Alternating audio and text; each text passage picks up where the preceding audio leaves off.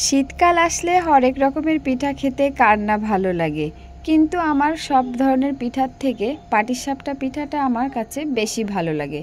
তাই তো শীতকাল আসতে না আসতে আমি পাটিসাপটা পিঠাটা শুরু করে দিলাম। আমি পাটিসাপটা পিঠাটা যেভাবে বানাই, আমি ময়দা আটা নিই, তার মধ্যে 1 চিমটি লবণ আর 2 চামচ চিনি দিলাম, আর এখানে একটা ডিম মিক্সড করলাম। এখন ঠান্ডা পানি দিয়ে সে আটার গোলাটা তৈরি করে নেব।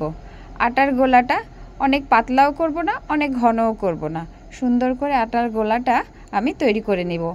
এখন আমি প্যানে তেল ব্রাশ করে নিয়েছি, এখন আটার গোলাটা দিয়ে দিব।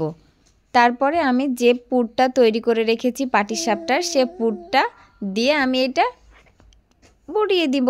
তাহলেই তো হয়ে গেল আমার পাটিসাপটা। আমি এভাবেই পাটিসাপটা বানাই, আর এই পাটিসাপটাটা অনেক নরম এবং সফট হয়। দেখেই বুঝতে পাচ্ছেন অনেক অনেক নরম সফট হয়েছে। আমি হাতে তুলে দেখাই, এই যে একদম হয়েছে। তো আমি পাটিসাপটা এভাবেই বানাই। ভালো লাগলে অবশ্যই লাইক কমেন্ট শেয়ার করবেন। বাই বাই, আল্লাহ হাফেজ।